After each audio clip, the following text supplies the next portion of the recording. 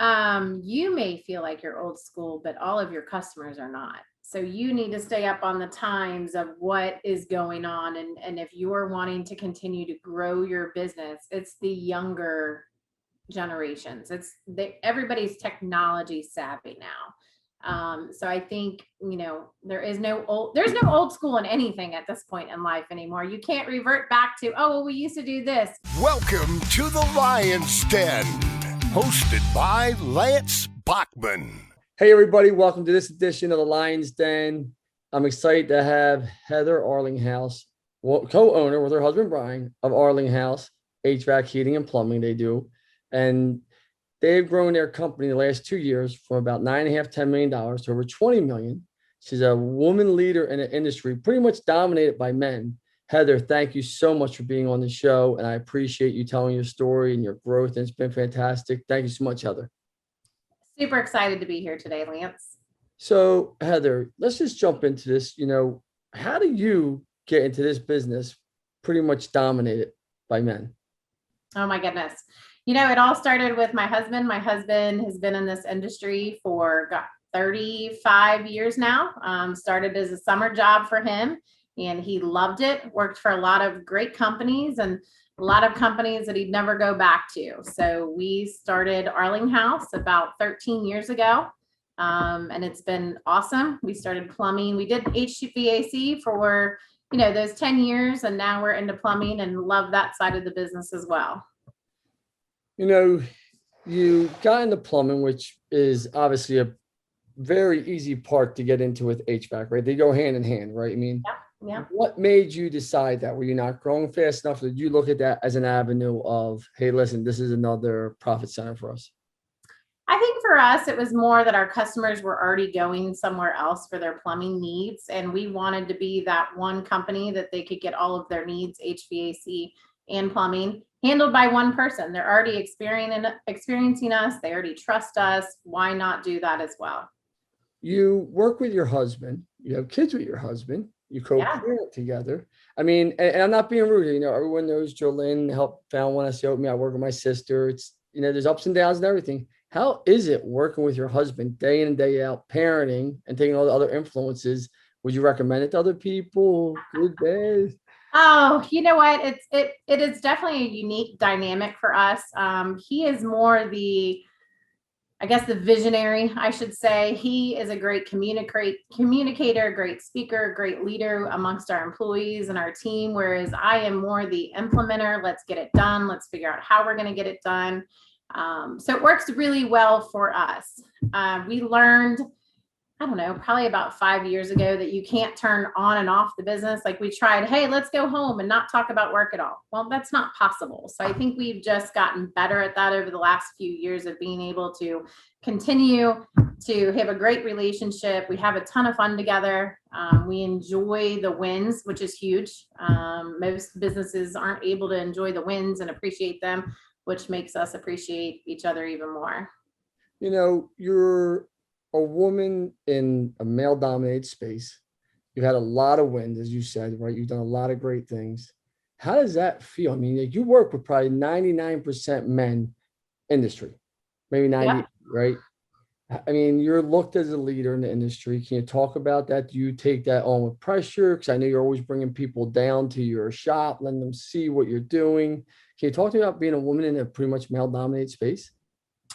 Well, when I first got into this with Brian, again, he's been in the business forever. And so I was just that wife that never asked questions when you're coming home, if you're on call, like those are just certain things. Like it was just what we did.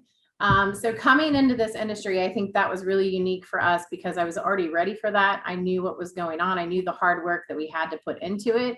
And then also finding the right employees to make sure that we fit that culture and what we were trying to provide for our customers.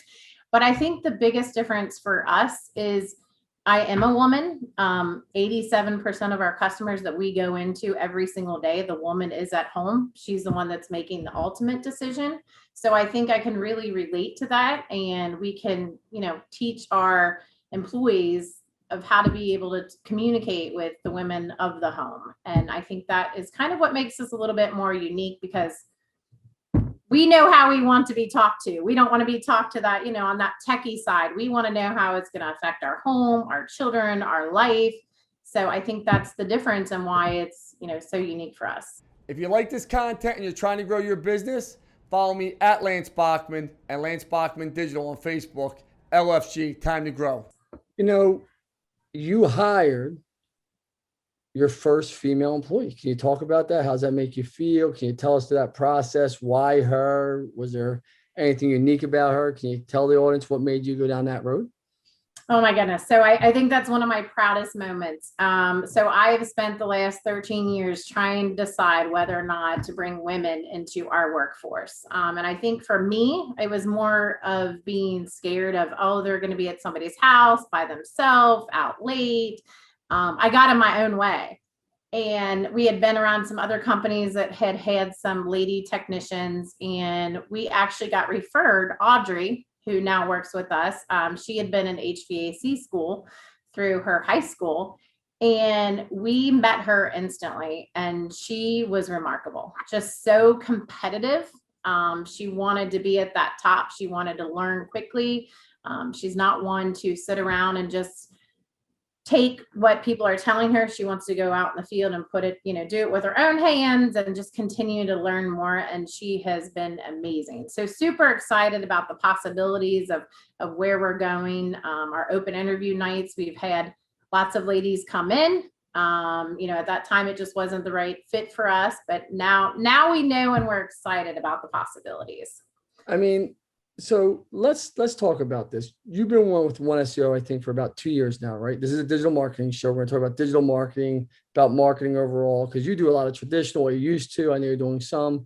Can you talk about your experience and what it was like when you met One SEO? Were you nervous? You were with another company, if I remember correctly, for years. Can you talk about that process and that situation? Absolutely. So we were attended a Nexstar event, and Lance, you were the one presenting with Google, which was pretty amazing to be on that stage with them and talk about what you're doing. And just your voice intrigued me, meaning you were so confident, you were so competitive. Everything about you was inspiring. You're always looking towards, the future, which was huge for me because we are always trying to stay ahead of our competition. So we met you on that stage. I texted you literally, I think a couple hours later, you offered to meet us. We got on the phone right away. We met your entire team. And I will tell you that there is nobody out there that will outwork your team. And that is huge to me because I feel like I'm one of the most competitive people out there, but meeting everybody on your team, everybody works that way. And they believe in the same values and the same vision. And that's huge to me. It's hard to find that. And I appreciate that. And I am competitive. Everyone knows that. So I want to be competitive with, though. I tell people I'm probably the most laid back guy in some ways, but if it means something to me, I'm going to be very competitive. How has the results been in 2 years? When I met you, you were doing about $9 million. You're doing about 20 million now in 2 years. Has digital marketing, how's that transformed your business? How have the results been? It has been great. I think that you guys have truly educated us on trying to figure out how to communicate better to our team and what our team is looking for. I'm amazed by how much business there is in the pay-per-click world, the LSA world, the Facebook world. And your creative team, this isn't about Lance, all Lance, but your creative team has definitely taken us to the next level and make us outthink, ourselves. And that's what's huge. When you talk about the space is always changing, right? And I tell people this all the time. A lot of people just think you're going to hire an agency and it's just set it, forget it, and goes. Can you talk, because you're involved, like you meet with my team once a week or once every week, or once every, correct? Yes, once a week. Just got off the phone with them. Once a week you meet with my team. Can you talk about why those meetings are so important and you just can't set it and forget it, that you're going to have problems, things are going to be good, things got to be adjusted? Can you talk about that process? It's not always, because people just think it's great. They hire us and we pour water and it grows. It just doesn't work that way, does it? Can you talk about that process? Yeah. So when we first met, that was one of the commitments that you had made that we'd have you. I think you had even said monthly calls, and then it went to biweekly, but we'd always done weekly calls with your team. And I truly feel like we could probably, now don't tell your team this, we could probably move to biweekly or monthly calls because they do such a great job. But for us, like we are literally sending them our call counts, our call reports, our lead details. They're in our Service Titan. And I think for us to talk weekly about those things and have the control and them understand the needs of our employees and where we're at, we run a 3-day call board. And your team knows all about that all of the time. And they're more interested in us and making sure that we have the right opportunities, the right calls, to be able to make fit for our employees and our business. You brought up the 3-day call board. You saw your line reporting, you seen line logic. You've been involved. You gave me feedback. You were one of about 20 clients that actually got heavily involved and say, listen, this would be better for my company if this was there. And we adjusted it for you. Can you talk about why that 3-day job? Because a lot of people in your industry do not use the 3-day job board, which is amazing to me. Yeah. Can you talk Why about it's important? It is. So we've been doing the 3-day call forward for about 5 years now. And what's important is, I'm assuming that people that don't do the 3-day boards, I'm hoping they're doing weekly boards or something like that, but I doubt it. It's important to know the percentage of calls that you have on your board for your technicians that are either going to be opportunity calls, demand calls, maintenance calls, and you have those out in front of you to make sure you're getting the right tech to the right call every single time. So we do that within HVAC, we do that within HVAC install, and then plumbing as well. So if we don't have that data and people don't know where you're at, you're kind of just shooting in the wind and hoping that it works. You saw line reporting. We discussed it. What's your overall thoughts on line reporting and line logic? I love it. I think for us, gosh, I wish Service Titan would have figured all of this out a long time ago. But I just think you guys get it. You know how many opportunity calls that we need, and then we can adjust our overall budget to that every single day. I'm surprised, like you said, Service Titan, no one else figured out. Because listen, I'm not saying weather should dictate everything in the HVAC business and plumbing business, but if it's 105 degrees out there, 100 degrees out there, you got to know what you've done over the last 5 years during that weather locally, based off your own results. That's game changing, and you can forecast out for 2 full weeks of what you need to spend. Yeah. And just even over the last week or so, the weather hasn't been great for us. I think it's going to be 79 degrees. I just told the gals that it's rained 14 days, so we were able to look at that and kind of just making our maintenance calls now and making those calls. We started making those calls last week, and it allowed us to be able to do that, knowing where we were going and what we needed to do and accomplish. So it changed our whole call center, really. Yeah, it's amazing technology, and we're proud that we built it. Shout out to Anthony Kane. You and BJ helped me build it, so I appreciate that. Heather, let's talk about this, right? You have a lot of different things going on in your space, and one of the biggest challenges that whenever I meet anyone in your service-based industry, no matter what it is, roofing, HVAC, plumbing, is I can't find people, right? Yeah. Right now, more than ever, the whole country's saying that, right? You can't find a bartender. You guys came up with something unique. Now, there's bigger companies out there that are private equity bought, that are owned, and they have their training centers. Can you talk to us about what made inspire you to start a university? You actually went through with it, and you just had your first graduating class. Can you talk to us about that? I can. So I don't want to say COVID pushed us into doing this sooner, but Brian and I had a dream of 5 years of starting a university. We got our team to start buying in, start thinking about it, because obviously that's an overhead expense of starting this university. And when COVID hit, Brian and I realized that we might have had some people on our team that weren't a great fit for Arlinghaus, culture-wise. Maybe they were a great technician or a great CSR, but it was just time to make some changes for us. So we started Arlinghaus University in January. We actually just hit our first graduation on June 8th of 7 technicians in the HVAC world. But we worked really hard. We took our old service manager, Nick Lace, and made him our Arlinghaus University instructor. So we put somebody full-time on payroll to be an instructor of the class. We used Nextstar's NextStec Academy. It's a monthly thing that you pay for each employee. And it gives you the modules of what they should be learning in the HVAC world. We paid them $15 an hour. We wanted them to be their only job that they had. That was a commitment. Hold on, stop 1 second. You paid them for the training too? We paid them for the training. Yep. And I'll tell you why, because the last thing we wanted, and believe me, my husband did it. He worked and then he went to school for 4 years, 3 nights a week, 5 hours a day, learning HVAC to be able to get his licensing. And we went through a lot of that. So we told each other, okay, we don't want anyone else to have to worry about making money and also going to school. We need them to learn the HVAC world. So we did that. It was amazing. We had 7 students that graduated. The day they graduated, they walked into brand new trucks, pink trucks at that. Yes, so we had already ran them through the service system. We created the culture with them.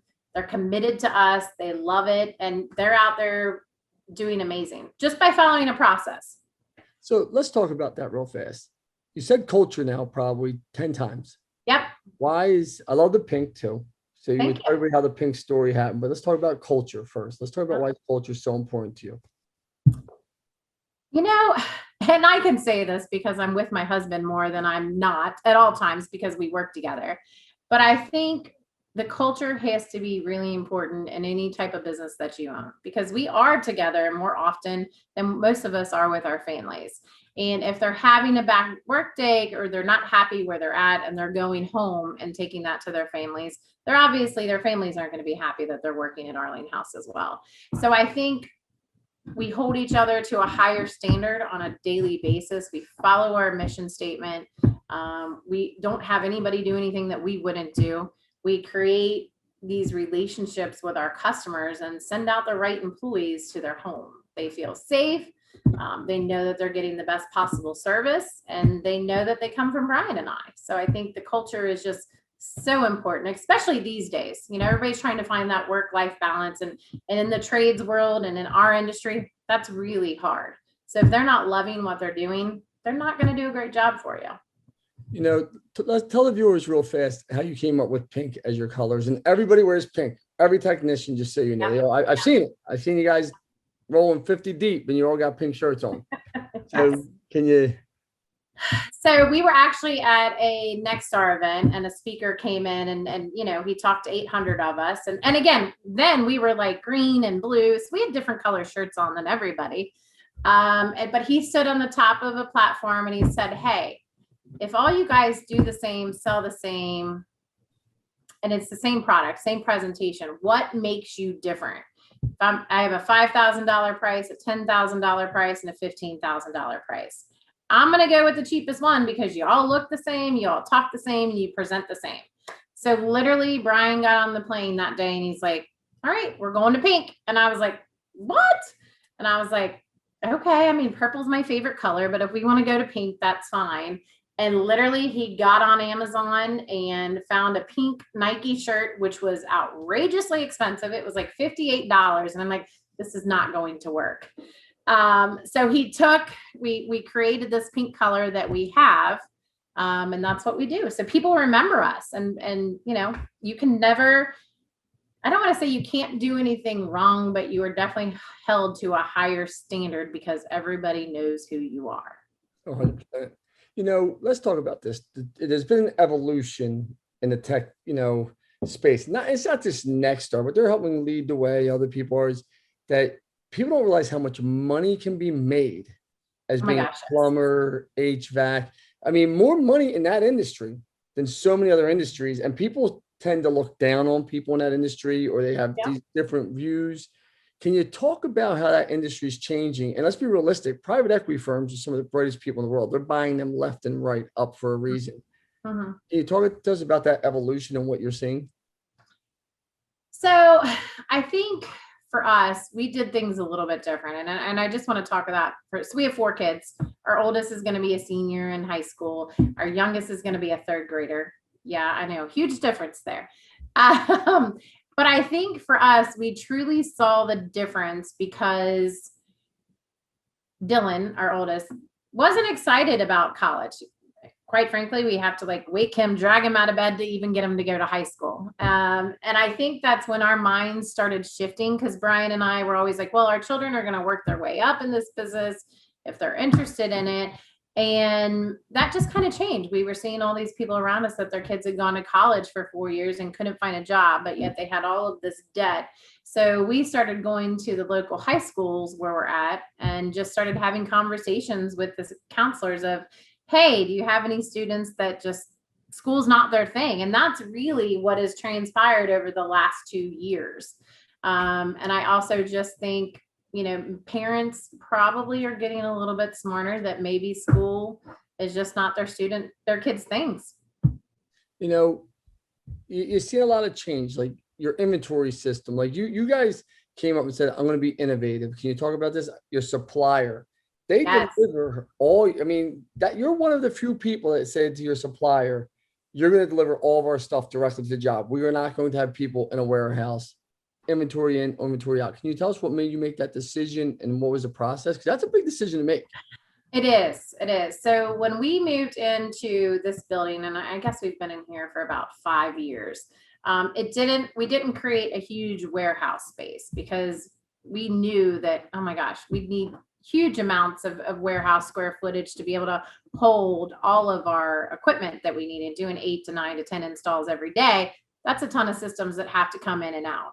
So in working with our supplier, 2J Supply, out of Cincinnati, Ohio, who are great partners of ours, we just asked, is it possible for you just to deliver straight to the customer site? And they're like, why not? And that has helped us tremendously, because not only does it help the installer, who, by the way, is always on a job 10 to 12 hours a day. There's never any job that's 6, 7, 8 hours. Not everything goes right all of the time. So it cut out time for them having to drive to the office. Now, mind you, they could live 45 minutes to an hour. And so they actually drop off everything to our customer's house that morning. So either the technician is there getting the system torn out and their equipment is already there, or it is arriving in that same time. So we're not wasting any time. You got to make decisions every day. Mm-hmm. What's the best decision you made as a business owner, besides hiring One SEO, clearly? And what's the worst decision you've ever made? Oh boy, there's so many good and bad decisions. It's always where I think for us, in the beginning, when we first started the business, I think we weren't as open as we should have been with numbers and accountability and what our expectations are. So for me personally, that's probably the worst decision that we made, because people want to be part of something bigger than what they are. Although nobody will probably admit it, people want to be held accountable to where they need to be. Everybody wants to go in and get a raise and things like that. So unless they know where they need to be and how that ladder looks, they get uninterested. So we just really started doing that in the last 3 or 4 years. Of course, being a business owner, I was always nervous about the numbers, because I was like, I don't want them to have to worry about that. That's why I own this business, because it needs to be on our shoulders. And that has really shifted our business. So that was my worst decision, but then also the best decision. Now everybody's on the same page. There's no gray areas. People aren't against each other. We're all working towards the same common goal. On the final roar, there's 2 final roar parts here. What would you say to a young woman watching this saying, you know what, I want to give a stab, but I know nothing about the HVAC industry, but I want to own my own company and go? What would you say to that woman? What advice would you give? Don't be afraid. Go out and get whatever you want. I talk with my daughter about this all of the time. She wants to be our first plumber, and I'm like, girl, you got like 10 more years. I'm going to have plenty of plumbers before then. So that's not going to work. I think just go out and explore, know your options. When you're in high school, if you take high school, do some of those trade schools. Don't be afraid to do anything, because using your hands and moving are really important for your soul and your body to keep moving. And you know, that really wasn't an option unless you were playing sports and were competitive growing up. When you get into our world, I mean, the sky is the limit. Next question for you on the final roar. Everyone in the HVAC industry and some of these service-based industries, they want to use keywords like old school and I do this, I don't know that. What would you say to them when you're having that digital marketing conversation? Should we do digital marketing? Should we not? What would you, and they want to say, I'm old school, I just don't understand it. What would you say to them? What advice do you give them? You may feel like you're old school, but all of your customers are not. So you need to stay up on the times of what is going on. And if you're wanting to continue to grow your business, it's the younger generations. Everybody's technology savvy now. So I think, you know, there's no old school in anything at this point in life anymore. You can't revert back to, oh, well, we used to do this. I catch myself doing that a lot. Well, I forgot. Why didn't we still do this? That's not what it's about. People are attached to their phones. They're attached to their iPads. I'm amazed, you know, by Zoom and you and I communicating today, how much has changed in the last 2 years. I mean, there is no old school left. You just have to bite it. You got to do it, and you got to feel confident, but you got to also be involved as well. I mean, you have to set expectations, and it has to be delivered upon. But you also got to be the one that does whatever the company says to do. I mean, One SEO, they give us a list of everything they need, and we have to move pretty quickly because our days change every single day. Well, you heard it from Heather Arlinghaus. Heather, thank you so much for being on the Den. I appreciate it. Thank you so much. Thanks, Lance. Take care.